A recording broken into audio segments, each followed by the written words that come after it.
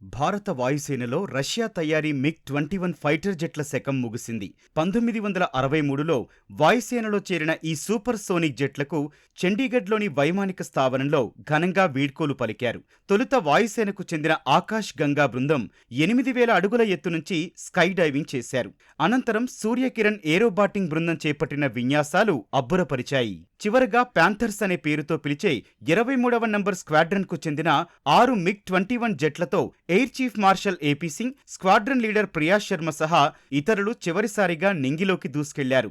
Badal 3 call sign తో చివరి యాత్రను చేపట్టారు. ఈ కార్యక్రమంలో రక్షణ మంత్రి రాజ్నాథ్ సింగ్, త్రిదళాధిపతి general Anil Chauhan, army chief general Upendra Dwivedi, navy chief admiral Dinesh K Tripathi, Shubhanshu Shukla పాల్గొన్నారు. మిగ్-21 కు సంబంధించిన లాగ్ బుక్ ను రక్షణ మంత్రి రాజ్నాథ్ సింగ్ కు air chief marshal AP Singh అందజేశారు. మిగ్-21 శకానికి ముగింపుగా ఈ ప్రక్రియ చేపట్టారు. ప్రత్యేక స్మారక పోస్టల్ కవర్ను విడుదల చేశారు.